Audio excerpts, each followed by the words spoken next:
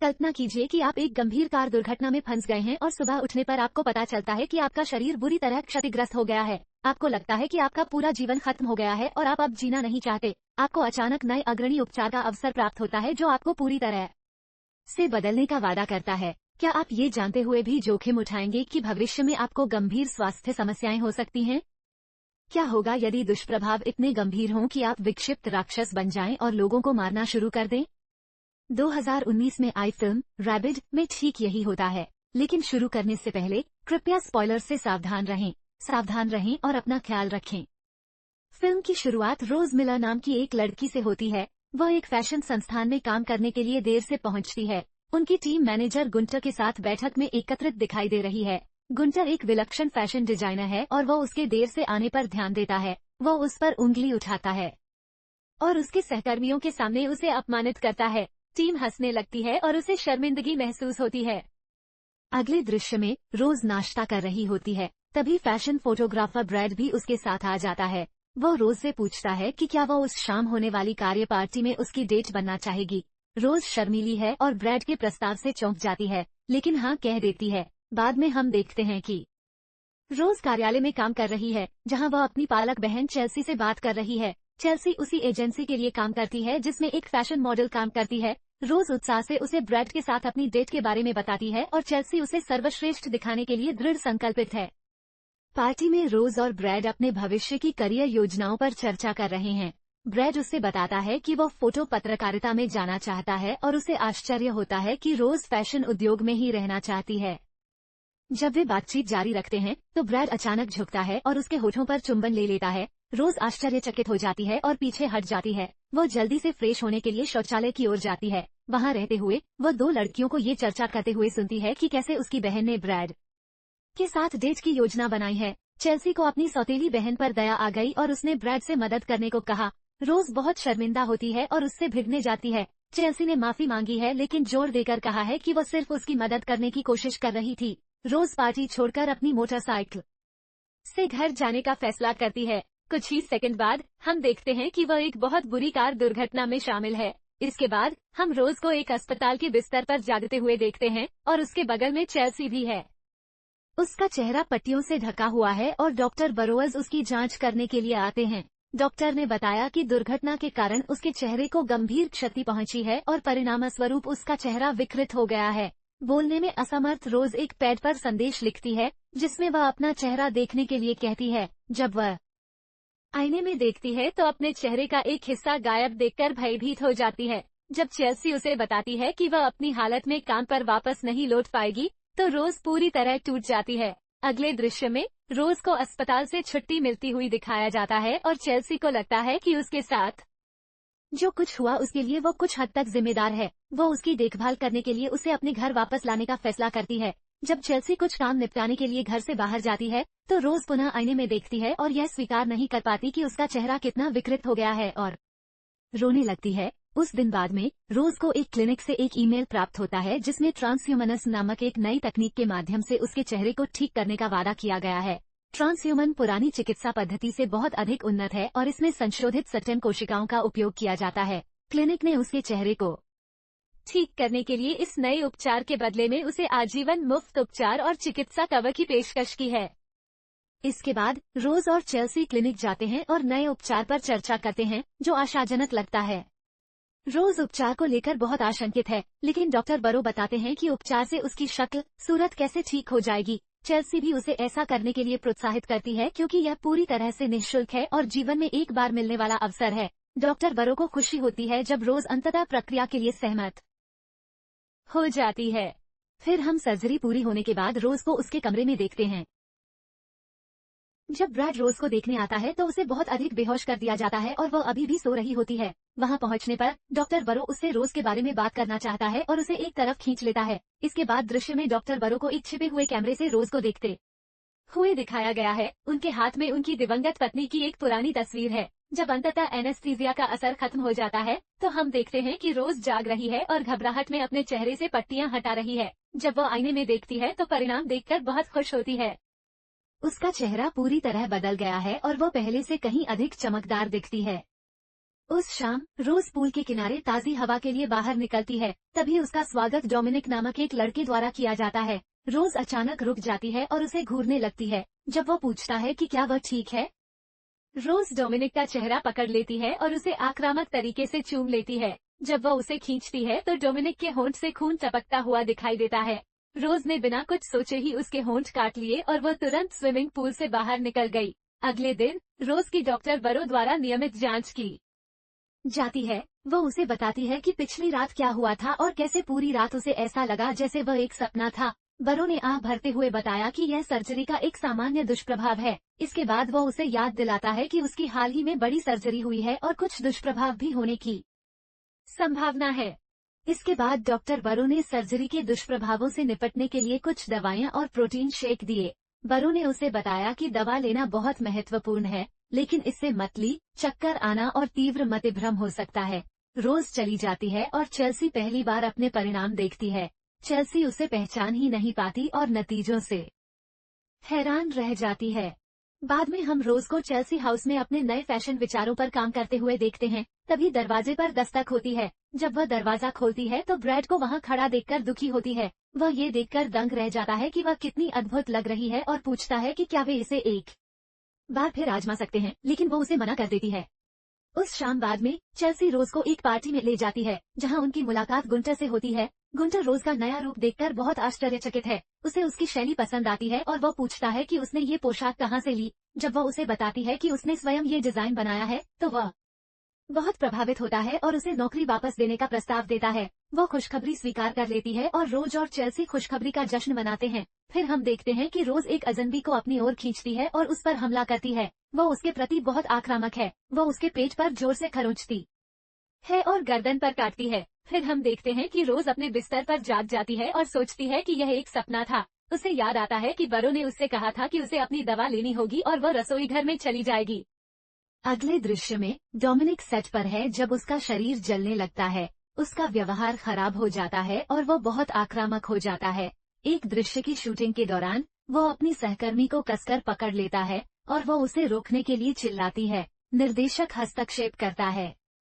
वो डोमिनिक से तीव्रता कम करने को कहते हैं और यह वह किरदार नहीं है जिसे वह निभा रहे हैं। जब वे अगले दृश्य की शूटिंग करते हैं तो डोमिनिक ट्रेंच पर क्रूरतापूर्वक हमला करता है और उसकी गर्दन और चेहरे का एक हिस्सा काट लेता है। प्रोडक्शन टीम के लिए यह आश्चर्य की बात है कि वे डोमिनिक को रोकने के लिए दौड़ पड़ते हैं, लेकिन तब तक बहुत देर हो चुकी होती है और ट्रेंच को तत्काल चिकित्सा सहायता की आवश्यकता होती है। अगले दृश्य में हम देखते हैं कि रोज पेट में बहुत दर्द के साथ जागती है। वो दवा लेने जाती है लेकिन जमीन पर गिर जाती है। बाद में वह दवा लेने के लिए उठती है और उसे भूख लगती है। उसे तीव्र इच्छा होती है और वह कच्चे मांस का एक टुकड़ा निकालती है और उसे पूरा खा जाती है। उसी शाम एक लड़के को क्लब से बाहर निकलते हुए देखा गया, जब वह बाहर एक लड़की को पटाने की कोशिश कर रहा था। रोज वहां से गुजरती है और उसकी कार तक उसका पीछा करती है। वह उसे घर तक छोड़ने में बहुत खुश है। कार में रोज उसका हाथ पकड़ लेती है। वह धीरे धीरे उसे अपने मुंह की ओर लाती है। अचानक वह उसे जोर से काटती है और आदमी जोर से चिल्लाता है। रोज उसे चिढ़ाती है और पूछती है कि क्या वो उसे संभाल सकता है। इससे वह व्यक्ति उत्तेजित हो जाता है और इससे पहले कि वे काम शुरू कर दे, रोज उस पर भयानक हमला कर देती है और उसे काट लेती है। अगली सुबह रोज अपने हाथों पर खून के निशान के साथ उठती है। इस बार वह एहसास हुआ कि यह कोई सपना नहीं था।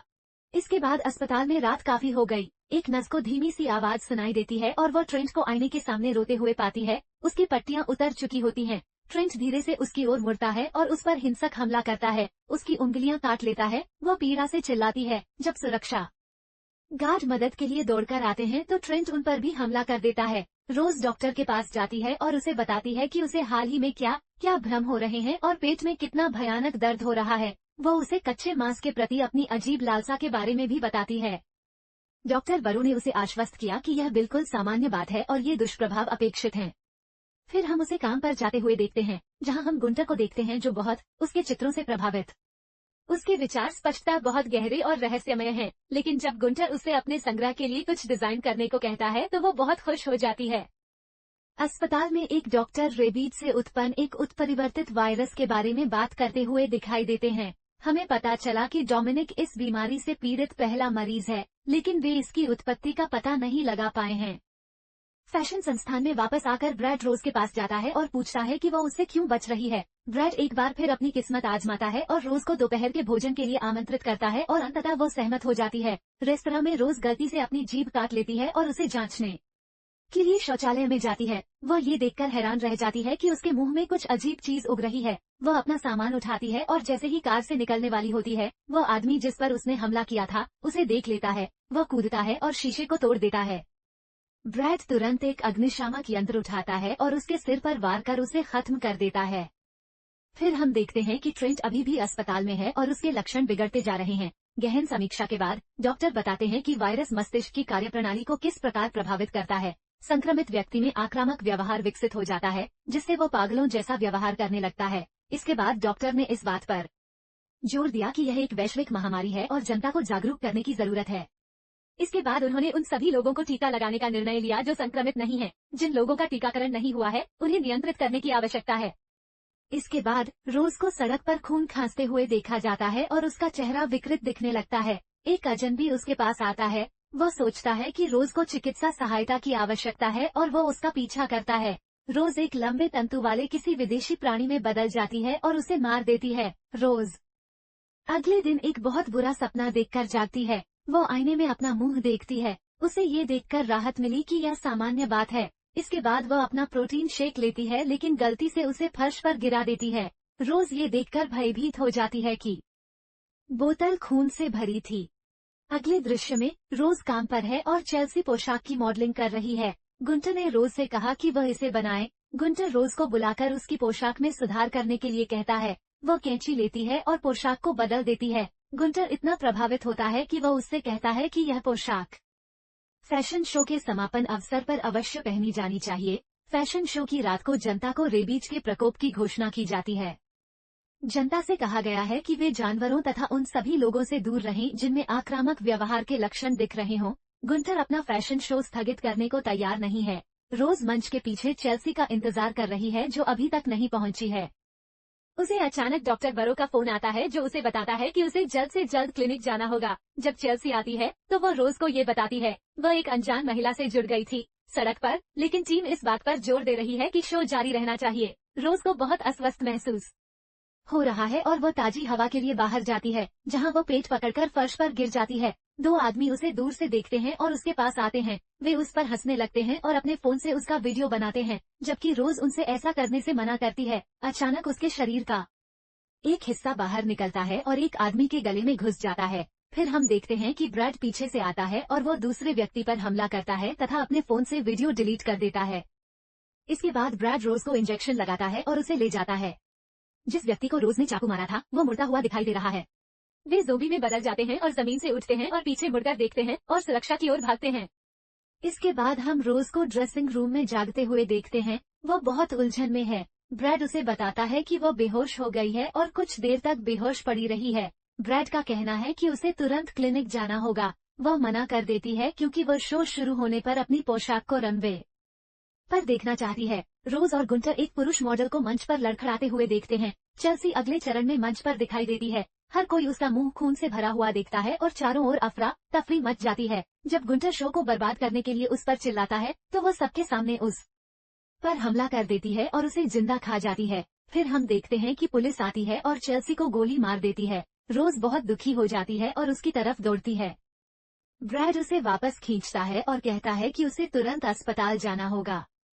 जब वे वहां पहुंचते हैं तो रोज बहुत ही भ्रमित हो जाती है। ब्रैड डॉक्टर बरो को समझाता है कि कैसे सब कुछ नियंत्रण से बाहर हो गया है और उसे इसे ठीक करने की जरूरत है। रोज ये सोचकर टूट जाती है कि सब कुछ उसके कारण हो रहा है। बरो उसे दिलासा देने की कोशिश करता है और वह उन दोनों को दूसरे कमरे में ले जाता है। अचानक बरो उनके पीछे का दरवाजा बंद कर देता है, जिससे वे अंदर फंस जाते हैं।